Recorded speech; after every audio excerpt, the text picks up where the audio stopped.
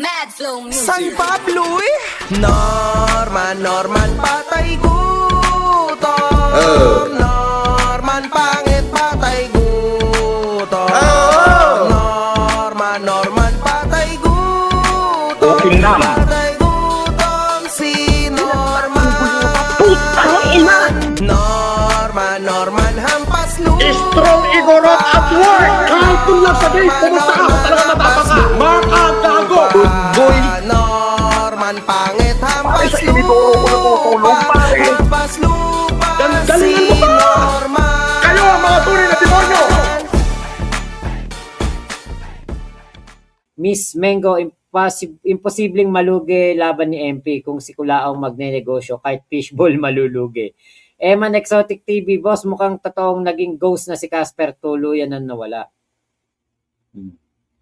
Ate Prinsesa mo, mark out ito sa topic, pero sino sina Tekla, Janice at Jaja Cap? Si Tekla, yun yung si Tess, FLM Canada, at si Jaja Cap na mga loyal kay Kulaong. Yung Janice, di ko po kilala. Huwag niyo pakilala kay Kulaong si Miss Rachel, baka sabihin ex-wife niya yun. Yampot, kuryente, malala si Kulaong. Kapag pinanindigan niya, baliw-baliwan niya. Time the ultimate, yan, tapati si Satanas yata mahihiya sa pagsisinungaling ni Kulaong. Kenkel, nako, kahit sa hoyo, di makakapahinga yan. Dudo natin yan doon minu-minuto. Meron pa si Micaela Mitch, yan yung madalas banggitin ni Kulaong. Bala ko kasi ipatawas at baka matauhan. Si Ate Micaela Mitch ay dating ano yan, loyal sa akin. Pero hindi ko nga alam na bumalik pala yan kay Kulaong o hindi siya talaga sumama sa amin. Hindi ko Kakashi, i-must report na sa BIR. Hindi ko matandaan. Pero si Ate Micaela Mitch, sinahanap ko yung FB niya. Hindi ko na makita, baka nakablock ako. Pero si Kulaong, nakita ko yung kanyang FB. Eto. Ayan, nakita ko yung kanyang FB. Ay, hindi pa. Ito. Ayan, ito yung kanyang FB yung dati niyang FB na pinantatawag niya sa akin. Ngayon, this person is unavailable in Messenger na. Ayan wala na. Ayan yung mga chatan namin, puro chat ko na lang natira. Wala na siya. Wala na yung chat niya.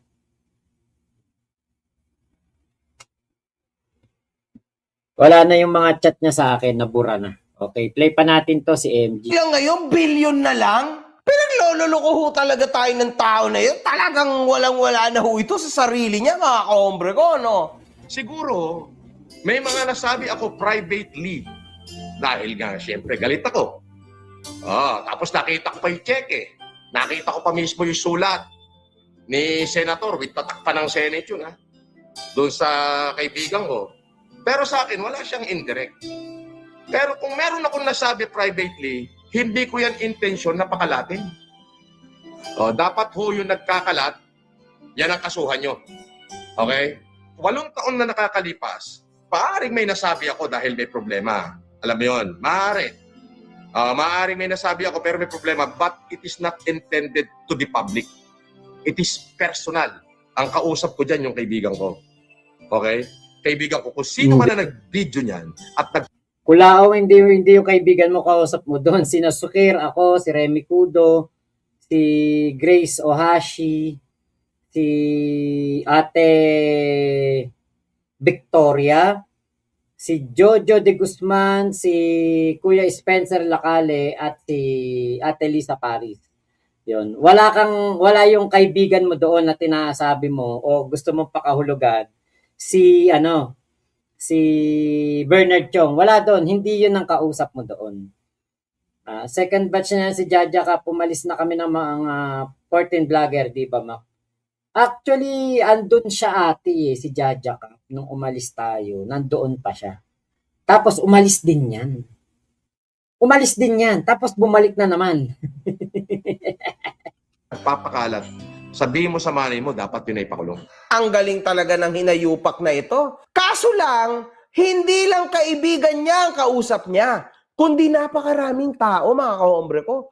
At si Mac Pablo ho, ang nag-record niyan. At nasa kulungan siya nito noong 2020. Ako, thank you ha. Thank you talaga. Nung pinapanood ko to kasi naka-earphone ako. Ay, naka-earphone. Naka-airpods ako. Earpod.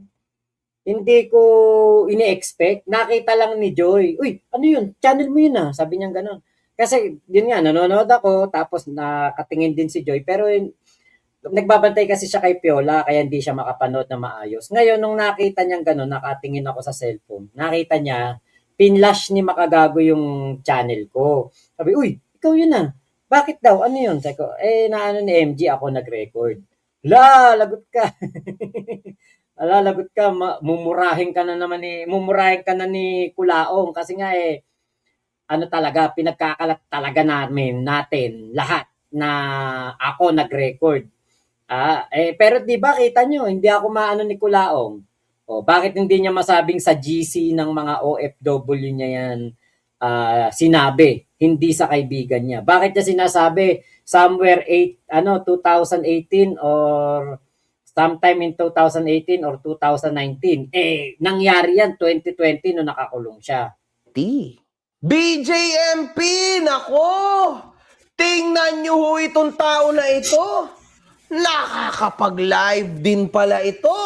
Nakakapag-video call pala ito sa loob ng himpilan nyo. Naku, sana mapansin ng ng BJMP kasi alam niyo po, malaki naging dagok sa atin yan. Kung noon pa lang, kasi ni-report yan ni Kuya Nino Barsaga. Totoo yun, nakarating ng ng BJMP.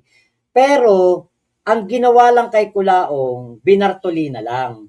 Tapos ang nabalitaan namin, parang natakalan. Tapos ang balita pa namin, parang nagalit sa kanya, nagalit po sa kanya yung mga ibang preso doon dahil nga, pati sila nadamay. Yung lahat ng nakakagamit ng cellphone, parang kinuha yung mga cellphone kasi nga po, kumalat yan. Pero dahil nga nung time na yun, mga kurakot yung nasa BJMP, after ng ilang panahon, nakagamit ulit si Kulaong ng cellphone. Naibalik ulit, nakakapag-Zoom meeting pa nga nakakapangampanya pa nga nakakakit pa nga yun sa mga live noon sa akin, sa live ko, umakyat yan, upload ko, pakita ko sa inyo, nang mamanyakol siya. Isang magandang babae, si ate, ano ba pangalan no si ate niya? Kung daw nagkakamali, Canada o Amerika yon, taga doon si ate. Tapos umakyat siya sa live ko dati, nagko-co-host siya, tapos umakyat si Kulaong kung ano-anong mga gata-gata. Kasi yun ang uso noon, di ba Ate Mayet, yung gata-gata na yan, gagataan kita, mga ganon. Ibig sabihin noon, bebempangin. Yun ang pinauso ni Kulaong noon, gata. Napakalaking butas nito, BJMP. Dapat pinagbabayad yung tao na ito. Kasi, alam niyo kung napagbayad noon si Kulaong, walang Vitali Zaidorobeski na nakagamit ng cellphone. Kaya lang, di ba? Wala na huli na. Nakalaya na si Vitali. Maghihiganti talaga yun. Biruin nyo, isang taon lagpas na ako lang dito yun. Paano ho nangyari na may internet ang hinayupak na ito sa loob ng piitan ng BJMP mismo? Nako.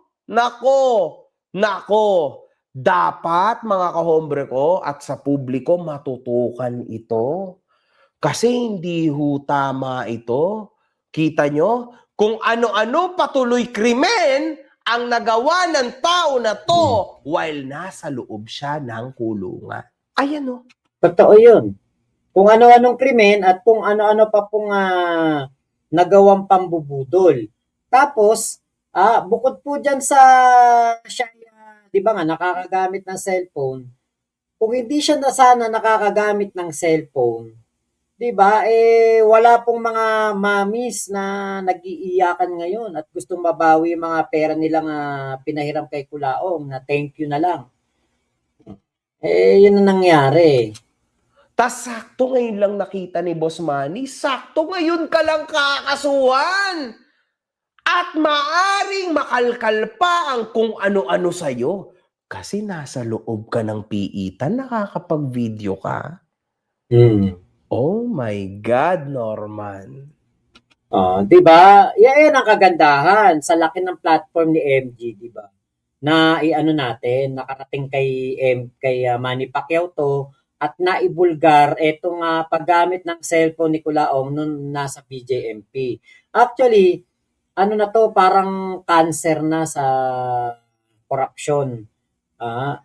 Di ba ang ating Pangulong Bongbong Marcos nilalabanan ng korupsyon ng DPWH. Sana kapag may kuwari na tapos na yung corruption sa DPWH, dito naman sa BJMP. Kasi nga po, ano na to, kahit ngayon, hanggang ngayon nangyayari yan. Hindi ako naniniwala yung mga high profile na politiko, mga mayayamang tao nakakulong sa BJMP, hindi nakakagamit ng cellphone. Malabo. Ito ngang si Vitali nakakagamit yung pakayang Pilipino hindi. Yari ka dito, boy! Iniyayabang niya pa ho. Nasa loob siya ng kulungan yan. Maganda kulungan ko. Yeah. Oo, di ba? Ito. Oo, di ba? High profile, of course. Maganda. Kasama ko dito yung sa Selda 4, si Commander Rick Peralta, yung National Commander ng Alex Bungkayaw Brigade. Sabi niya is, Diyos ko, pag dilabas ko pa yung demanda sa akin ni Pacquiao na hindi siya nagbayad ng 1,700,000,000 sa kumpanya namin, mas lalo na siyang nasira. At hindi nyo ako makakasuhan dyan. Unang-una, private yan. At hindi ko yan binidyohan. Sila ang nag-video niyan. So, it is not my intention to publicize. Norman! It is not my intention to publish. Hindi publicize. Ewan ko, yun yung tingin ko tama English Parang mali yung English ni Culaong Ngayon, bakit? Kahapon ko pa to pinagtatakhan, kagabi ko pa to pinagtatakhan, nung naka-live tayo sa patungkol dito sa issue na ito ni Culaong. Bakit niya ipipilit na ang dapat nakasuhan ni Manny Pacquiao ay yung nag-record, nagpakalat, o nagbablog nito? Bakit? Bakit kami ang kakasuhan ni Manny Pacquiao? Dapat ka magpasalamat sa amin si Manny Pacquiao, di ba? Dahil kung hindi dahil kay makagago, hindi malalaman ni Manny Pacquiao na tinatarantado mo siya. Matutuwa pa nga sa amin si Manny Pacquiao, ba't kami kakasuhan? Di ba? Ano to? Damage control at hanap ng damay. Dito, tama na hearsay mo. Dapat patunayan mo to, Norman. Dapat mapatunayan mo na ito ay privately done. Kasi kapag 2 or more is straight, hindi na yan pasok sa private. So mag-ingat ka, man. Malakas-lakas ho ang kaso na ito ni Boss Manny sa'yo. Kami ang nagko-compile ng mga pruweba. Yari ka dito, Norman. Trust me, man. Talagang didikdikin ka namin ngayon. Totoo yan. Totoo yan. Sinado ni Gusgusin. Never ko sinabi na dulingan nanay mo. Inedit nila yon. Okay? Sila ang nagsasalita nun. Inedit nila yon. Kasi, may salitang duling, sinabi nila yan sa aking ina. So, kinapture nila yung salita, pinagdugtong nila. Maaring ganyan yan. Baluga. Alam mo, ang public figure, opinion sa opinion yan. So, yun lang yun. Sa live stream nila, sinabi nga nila, nanay ko duling So, what is the problem of baluga and duling? Di ba? May freedom of speech tayo. Pero ang freedom of speech, hindi yan endless. No borders, hindi. Ang freedom of speech, meron din niyang boundaries, meron din niyang limit. So Culaong, yung mga kinukwento mo na to, hindi ito totoo. Hindi yan kumbaga yung mga kinukwento mo na yan, palusot mo na lang yan. Hindi ka pwedeng magsalita na sasabihin mo na si MG o kaya etong si Manny Pacquiao. Sinasabihan mo ng gano'n na opinion mo yon, yung sinabihan mo yung nanay niya na masahol pa sa baluga. Hindi pwede. Hindi mo pwedeng gawin yun, Kulaong. Hindi mo pwedeng alipustahin ang nanay ng ibang tao. Kung nagagawa mo yan sa nanay mo, hindi nila yan ginagawa sa nanay nila. Kaya Kulaong, kuryente ka dito. Kasi ang iyong gustong mangyari ay parang magalit si Manny Pacquiao sa nag-record, sa nagpapakalat. Pero ikaw yung nagsasabi na may utang siya sa'yo. Kaya paano mangyayari yun? Ngayon, nasaan ba yun? Yung sinasabi dito. Okay. Meron dito yung mismong salita ni ay wala dito, hindi ko makita pala dito. Eto, live mo sinabi yun Kulaong kaya wala kang lusot talaga dito.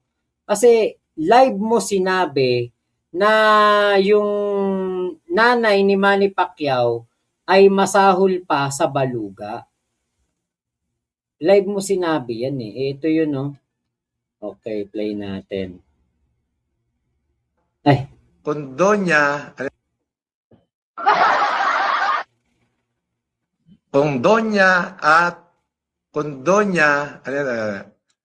Condonya at Royal Blood si Aling Reby, bakit mukhang baluga? Sagot, bakit yung nanay ni Pacquiao mas masahol pa sa baluga? Sagot. Ano? Sagot. Dito, dapat kung si Manny Pacquiao yung nakita mo nag-comment at may blue check yung pangalan, dapat sinabi mo na kagad dito, Manny Pacquiao, ano yung sinasabi mo? Na ang nanay ko duling. Pero hindi, di ba? Wala kang sinabi. Bakit? Kasi nga, hindi naman si Manny Pacquiao yung nag-comment dito. Yung sinasabi mo na si Manny Pacquiao magko-comment sa'yo, hindi yun magko-comment sa'yo. Kasi nga, bakit magko-comment sa'yo ang isang Manny Pacquiao? Sino ka ba? Sino ka ba? Para mag-comment sa'yo si Manny Pacquiao. Sagot. Wala ka palang maisagot. Gonggong. Yan ang tinatawag na malaking kagonggongan mo. Nagbabase ka sa itsura ng tao. Di ba? Ikaw, ano itsura mo? Ba't di mo maipakita? Pala ni Cruz ka pa. Gonggong, Mighty Buraot, malis ka nga dyan. Baka... Di ba? Merong okay, bilang influencer, live streamer, vlogger, meron tayong freedom of speech talaga. Pero hindi yan ibig sabihin gagamitin mo ang freedom of speech na aanuhin mo siya. Ano tawag dito? Parang ia-apply mo sa pambabalahura mo sa ibang tao. Lalo pa nanay yun, nanay. May mga anak yun na masasaktan. Kaya yung sinasabi mo, na nanay mo yung sinabihan ng duling, nasaktan ka, anak ka, at sana'y maintindihan ka rin ni Manny Pacquiao dahil nasaktan mo siya dahil nanay niya yung pinagsabihan mo, nasaktan lang kayo parehas, hindi Kulaong. Bakit? Walang sinabi si Manny Pacquiao patungkol sa nanay mo. Hindi niya kilala nanay mo. Hindi kanya kilala, hindi kanya pinapanood. Kaya, hindi valid yung palusot mo na sasabihin mo na si Manny Pacquiao yung nag-comment sa'yo. Layo, malabo. Paano naman pagdudugtong-dugtongin yung pangit mong bunganga? Yung pangit mong boses pagdudugtong-dugtongin? Pwede ba naman yun, Norman? Wag mo naman kami pinaglololo ko. May video mismo, Condonya at Royal Blood si Aling Reby, bakit mukhang baluga? Sagot, bakit yung nanay ni Pacquiao mas masahol pa sa baluga? Sagot. Nasaan dyan ang edited? Mahirap mag-edit ng mga panahon na yan, Norman. Saka yan? Live yan niya sinabi. Kalat na kalat yan eh. Walang ganon. Straight yan. Galing sa'yo. Tigilan mo na yung kahibangan mo. Kay Yama nga yan, di sinabi mo eh. Yung ano daw, yung voice recording na hindi naniningil ka siguro kay Bernard. Tinrayway ko yun eh. Alam mo naman, 400 billion na utang sa akin noon. Sabi ko, pare, padala mo na ako kahit 300. Kailangan ko pang pumunta rito sa Inidoro para... Kasi doon sa may Inidoro, may butas eh. Eh, di ba patago yung cellphone? Doon ka magse-cellphone ko sa abing signal. Siyempre, itong tarantado yung Yaman, ni-record yun. Di ba? So, pinagdugtong nila. Hindi naman yun yung buong video eh. Pare, hindi na ako makakatulog. Kailangan ko na Hindi. Kulaong. Andito yung mga usapan na yan eh. Kaya ano yan. Kilalang kilala ko kung sino yung nag-upload niyan. Si FLM for Filipinos. Hindi totoo yung sinasabi mo na gano'n, na ano. Inedit? Hindi inedit yun. Walang inedit doon, Kulaong. Hindi yun inedit. Tamang-tama lang yun, yung mga sinabi na hindi yun inedit para magmukhain ka na yung masama, yung parang sinasabi na sa Inidoro ka natutulog. Sinabi mo talaga yun kay Bernard Chong at gigil na gigil ka nun. Pikon na pikon ka. magbayad bukas. Siyempre, iniisip ko nun, lalaya ako. Hindi naman pala ako makakalaya. Ginawang issue. Ngayon, kinatkat nung Yama dahil inaway ko dati yung Yama. Pero nagsisi naman na, nasa akin na. Lumang issue na yun. Oo. Natatawa ko rito, dilabas. Dilabas, di po kinang ina mo, kumakain ka pala ng pagpag. Po kinang ina mo, yung issue mo na yan, matagal ng issue yan, 2020 pa. At hindi nakaporma yan. Hindi nakaporma noon. Maaari, 'di ba? Kasi talagang inilabas yan noon eh. Hindi po yan, kumbaga hindi nakarating sa mga kinauukulan. Pero ngayon, ewan ko lang, Kulao, kung walang maging epekto to. Ngayon, binubuhay mo, pukin ang ina mo, di kumakain ka ng basura. Yang mga pinakikita mo, puro recycle. Sabi mo, hindi yan totoo. Saan daw nakakuha ni Makagago yung voice record ng mama mo? Tanga, fake news yun. Katulad mo. Tangina, ang tagal ng issue niyan. 8 taon na nakalipas sa issue na yan. Hanggang ngayon, buhay pa, bobo. Fake news yan. AI yan, tanga. AI yan, tanga. AI yan, tanga. Bobo mo. Putang ina! Yan ay fake news. Yung mga evidence na yan, inilabas na lahat sa korte dati yan.